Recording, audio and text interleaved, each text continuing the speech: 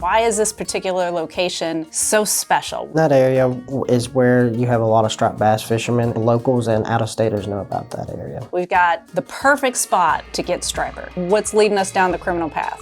I was assigned to watch for so many months and document everybody that I seen catching over the limit. We were targeting the one that we've had complaints for 7 to 10 years on. He was a very hard one to catch. He would carry a machete with him, which was a concern at the time.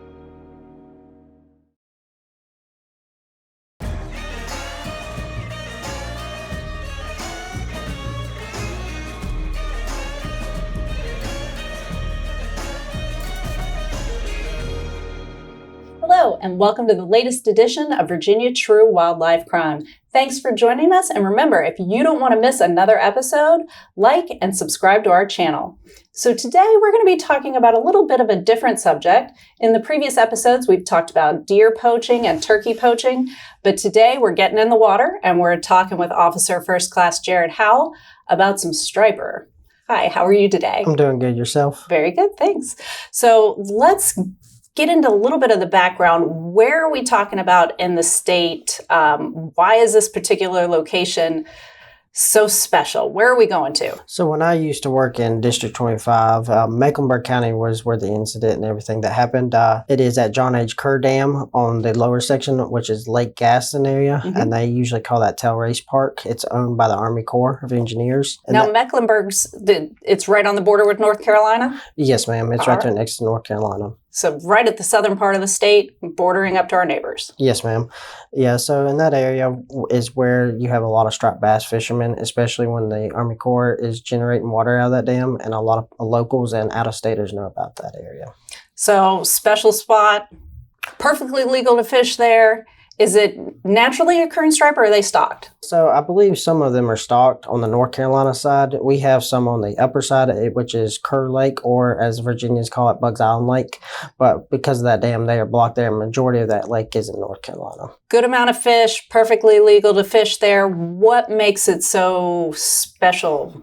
Why do these folks congregate there? So right there on the lower section at Tail Race Park, it's a good parking area where a lot of people in the public can come down there, and they actually have next to the dam a catwalk where you can get almost all the way up to the dam and fish right there off of that catwalk. It's easy access. They made it wheelchair accessible, so it makes it easy for everybody.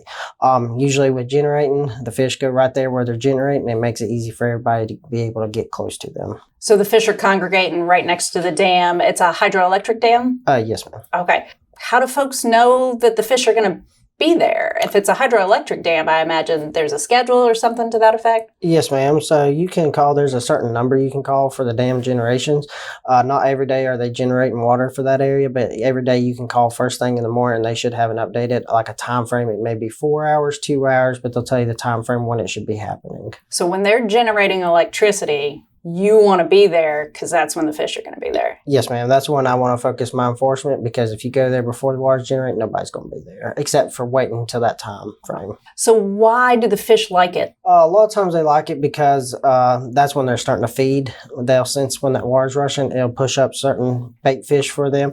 And for oxygen levels, striped bass enjoy when there's a high content of oxygen in that area. Is there any other fish that's in the area that particularly likes that type of habitat? Yes, so you have your blue catfish and your other types of catfish that will be in that area as well.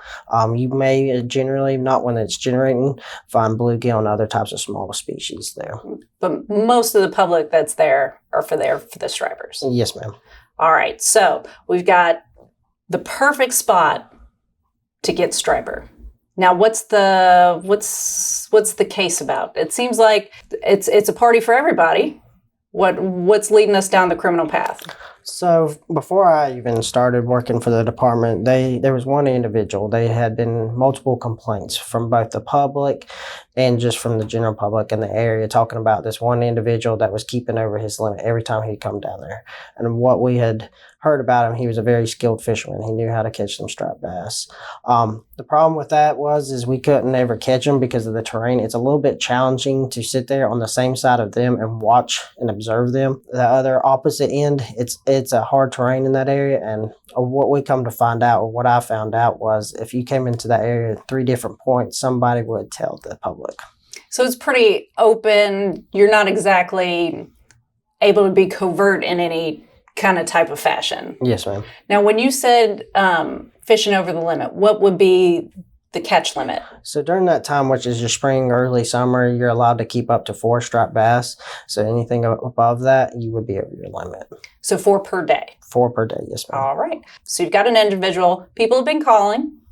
So they've been reaching out to us, doing their due diligence and letting us know. What was the next step? So we learned from, if you go down there, and what I caught on to, if you just did a standard license compliance check or just tried to get down there, a lot of times it's a very rocky terrain in that catwalk, and you have multiple people there. They'll either hide them in them rocks, or if they have a buddy system, they're putting them on another stringer so they look like they're under the 4, or they're right at the 4. So me and Sergeant Brandon Harris and some other officers in that district come up with a certain surveillance plan where I was assigned to watch for so many months and document everybody that I seen catching over the limit and trying to get their information. That's a lot of time, a lot of hard work. Yes, ma'am. It was a lot of hours of sitting and just watching people fish every day, mosquito bites and everything else. I'm going to back up a little bit. For those folks that don't fish for striper, when you say they put them on a stringer, what do you mean by that? So it's usually, you have 2 different types. You'll have like the rope system. So what they'll do is there's a chain link fence so you don't fall off the catwalk. They'll tie it around, and every fish they get, they'll put it through the gill, and it comes up through the mouth, and that keeps them from getting away if they're keeping them.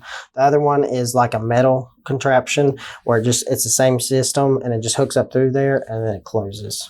And they're still in the water? So essentially, yes, they're still alive? Yes, ma'am, for a certain period of time. But striped bass, after a while, if they don't get released, it hurts them too much. They can't survive from that. Okay. You mentioned earlier that he was, that after the surveillance, y'all realized he was a really, really good striped bass fisherman. Yes, What does it mean to be a really good, it's some sort of technique or just like the vibe he's putting off? Well, from observation, watching him compared to the other ones that were certain violators, there was just something about him. One, he could throw a line out very far compared to everybody else. He had a certain setup of a pole that when he casted it, he would sling that thing out so far. I'd say up to 150 yards. But he had enough weight on it. He just knows what he's doing compared to some other ones. You have your good ones, but I would call them amateur compared to him. All right. So you're surveilling. Where do we go from here? So from there, it was for a few months of surveilling. I had suspect number 1, which was our habitual offender that we had complaints. I knew his nickname at the time. And we watched him every day. I'd watch him and certain other ones, and everyone that I seen that would catch over their limit and possess it, because there is a difference. If you catch it and throw it back in, you're not in violation. You can catch 4 and keep fishing, but you can't take possession of it. You got to throw it back in and release it. So with suspect 1 and suspect 2, that I come to realize were very good buddies. They would be there about the same days. Suspect 1 would catch over his limit, hand some off, and most times suspect 2 would catch his limit and hand them off to suspect 1. So there was a lot of trade-offs, and then it was kind of surprising. Most people would try to split them up so they didn't look over the limit, but suspect 1 did not seem to care too much. All right. Well, you had mentioned earlier that you've gotten complaints. Folks had called. It's a popular spot, so obviously people knew what was going on. Do you have a sense why more people didn't reach out, didn't say, hey, it's obvious you're breaking the law? Well, and that's something just from observation. I try to figure every person out other than just fishing. I was trying to learn everybody what they do and what they like. Suspect 1, he was a very hard one to catch. Instead of just going down there, somebody tip him off, and then by the time we get there, we're fine. He would carry a machete with him, which was a concern at the time. But after viewing him for so many months, he would bring a watermelon or some other type of big fruit with a cooler of drinks, and he would share that and cut that up with everybody else there. So he was making a buddy system down there so nobody would pretty much snitch him out on that. Oh, yeah. He's making friends. He's bringing the party right there to the side of the lake. Yes, ma'am. All right. But you, a little bit smarter than he is. Yes, ma'am. With that surveillance plan that we came up with, it helped us to understand the type of person we were dealing with. Putting in the homework at the front end helps you land charges later. Yes, ma'am. And that was the problem we had. It was very hard who to trust in informants. A lot of the calls we got were not that day of that violation. It'd be 3 days in the past, which kind of helped us in a way, but it kind of hurt us because it's like, we need you to call us that day when it happens so we can go down there and address it that day, because usually 3 days he's not there. So just so everybody knows, the department has a crime tip line. Yes, ma'am. Which you'll see on the screen and we'll put down in the description. And we have an email address. So you can just email us right from your phone as it's happening. The best time to know is when the violation is actually happening. Yes, ma'am. And are those tips anonymous? Can you? Yes, you can do anonymous. The only thing that I would say just out of experience is most conservation officers will respect your discretion and stuff. I have seen calls that be anonymous and we don't have enough information, and then we don't have a number to call back and go from there. You can leave your name out, but I would say a lot of times it would help that if we could talk to you over the phone, and we will keep you anonymous and keep the discretion there. Fair enough. But we need to know when it's happening. That's the best time to get an officer out on the scene. Yes, ma'am. All right. So you've been spending months surveilling these individuals. What do we got? So I started in May of 2023. I had a couple other suspects that at the time we did not know. They were not habitual offenders and stuff. So in May, I had one individual that I noticed that kept 8 striped bass in one day. So at that time, I documented, took pictures, and went from there. And I was told to, at the time, be careful about going down there too much, showing a presence other than identifying people, because we were targeting the one that we've had complaints for 7 to 10 years on. Later in that month of May, suspect 1, I observed him catch 7 striped bass a day, and his buddy, which was suspect 2, gave him 3 more. And it was kind of funny. I've never seen anybody do this. Suspect 1, I observed in the water there was a striped bass that was just floating in the water like it was dead. Okay. And kind of odd, and then I seen suspect 1 jump over that fence of the catwalk, go down the rocks, and retrieve that fish as well. So it was very interesting to see even one that he did not catch or get handed off. He tried to retrieve a dead one. Yeah, that's odd. But fair enough. Yeah. So with suspect 2, though, I did not know him very well. So later in the month of May, I went down there, did a standard license compliance check, got his information from just checking license. So I knew who he was. And then we got into June, and I had another individual that I did not know. He was suspect number 4. He caught 5 striped bass that day. And I noticed with him, he was one of those typical what we had been told and what I had figured out. You would watch him with another buddy. He would hand it off to him and put it on his stringer so he looked like he was fine.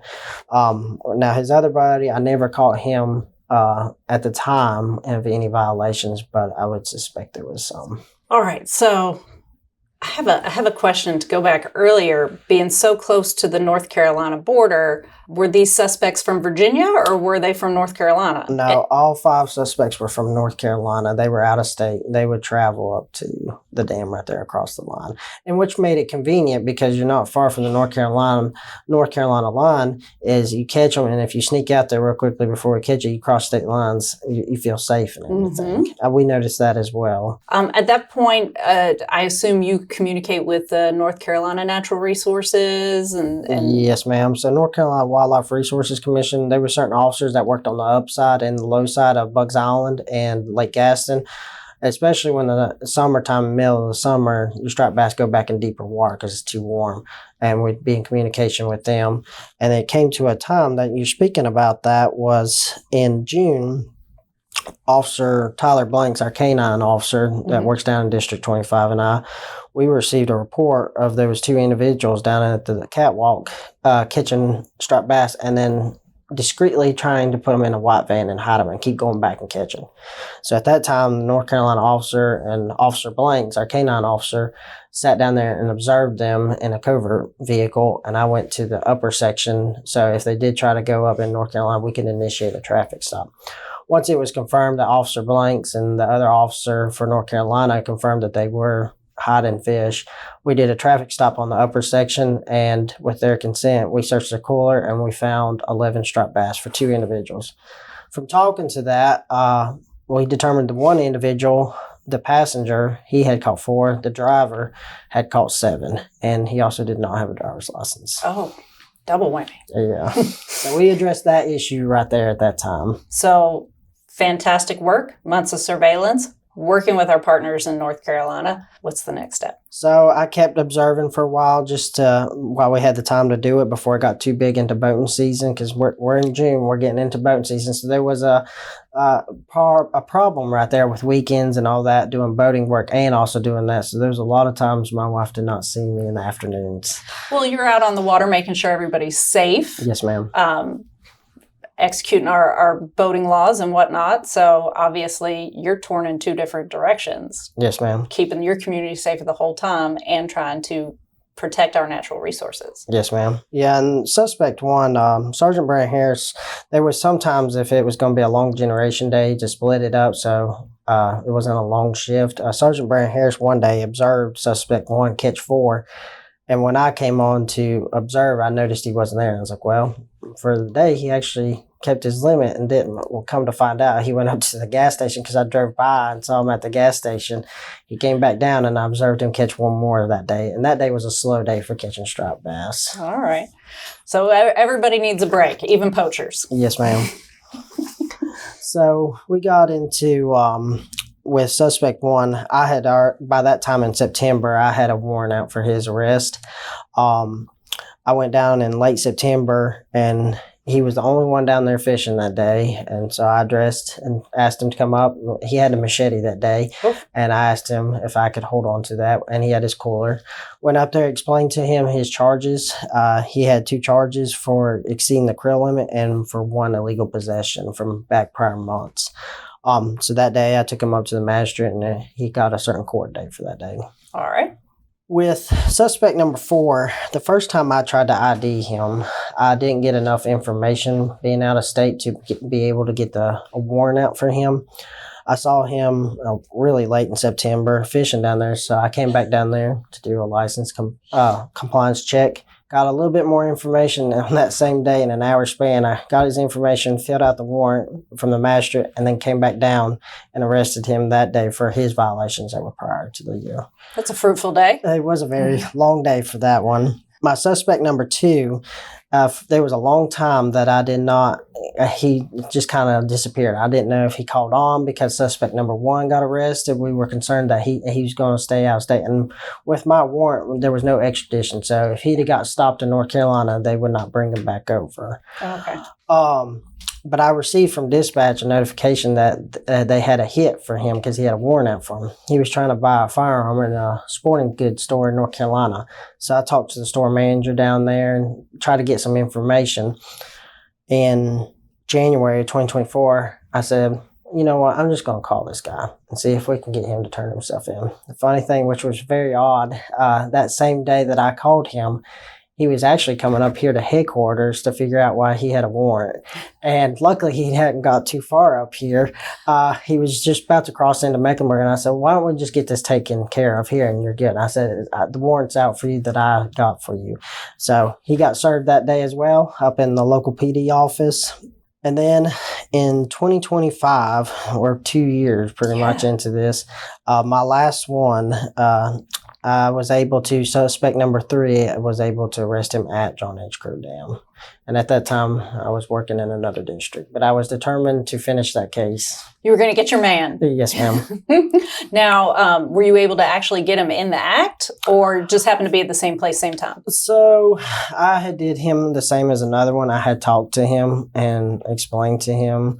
And he was willing to meet with me and get this settled.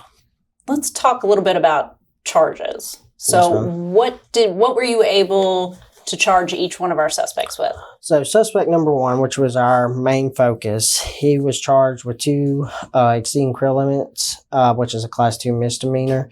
And he also was charged with illegal possession, which is also a class 2 misdemeanor for those 3 months of violations. Suspect 2, he only had 1 exceed creel limit.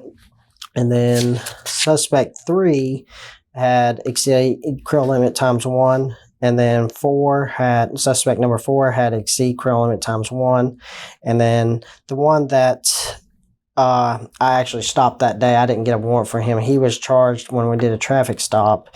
He got exceed creel limit, and he also was charged for no driver's license. Now, you surveilled them for months. Yes, ma'am. But we can only charge them for what we can prove what we have evidence for. And what the code allows, Code of Virginia allows us to do.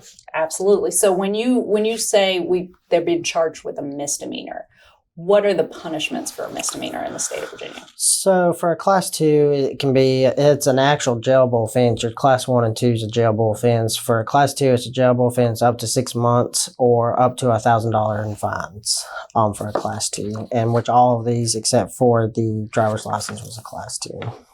Now, once we place the charges, we then pass it on to the Commonwealth's attorney for that locality. Yes, ma'am. So, once we do that, I turn in the paperwork to the local jurisdiction in that courthouse, and then I was in contact with the Commonwealth and trying to explain to them, which they understood how serious this was, especially not just not suspect number 1, but we've had a history with him. A habitual violator obviously knows that what they're doing is not according to the law and is continuous to do it. Do we know what they were doing with the fish? Were they eating it? Were they taking it to resale? Do we have any idea what they were doing with those? So suspect number 1, on the ride to the magistrate's office when he was arrested, I talked to him a lot, just trying to understand him a little bit more other than what I was watching him for a few months. And at the time, he told me he was for his family, is what he told me. Now, we had other rumors that we could not prove of possibly taking them over the state line and selling them, but I could never prove that. The other ones, with suspect 1 and suspect 2, what I was quoted was, if the bite is good, they're not going to stop. And he was a very nice man, but he seems to not care about the creel limits. He's just going to keep catching. He does not care. And he even admitted that he knew he was in violation when I explained the dates of violation.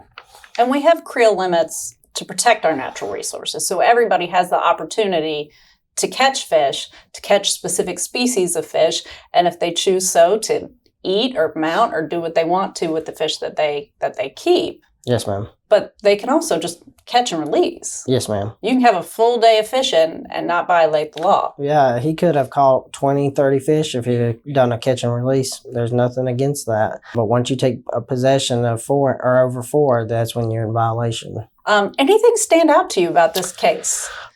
Yeah, so with that, some of the things is I had, for suspect 1 and 2, when we had court in March of 2024, he did not even show up to court that day.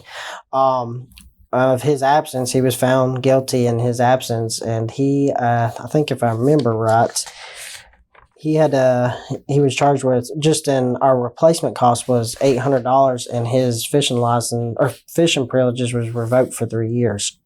Suspect 2 actually did show up to court that day. He had to had replacement cost for 3 striped bass, which equaled $300. So it was kind of funny with that individual's criminal history. He's had in multiple states, I'd say over 5 states, failure to appears and something like that. So it didn't look good for him in front of the judge that day. And then in November of 24, Officer Kent, that was at the time in Brunswick County, arrested him due to fishing while being revoked.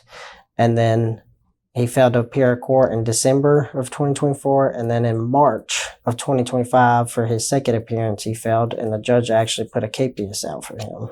So he's a wanted man. Yeah, currently he's a fugitive.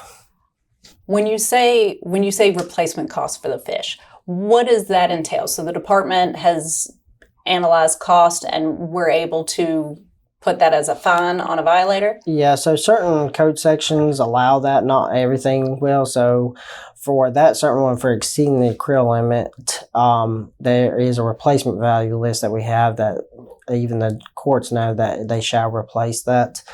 For a striped bass, for every one caught is $100 each for a striped bass. And that's $100 each for what we were able to charge him with? Yes, ma'am. Okay, so he lost... Our big violator that refused to come to court also lost his fishing license. Again, if he had just practiced catch and release, he could still be fishing. Yes, ma'am. He could be still having a great day on the water, taking 4 fish home every day. Yes, ma'am. For his family to enjoy.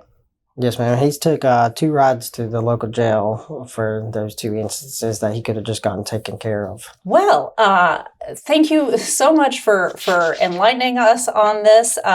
Any other last tips or anything that you want to tell us about this particular case?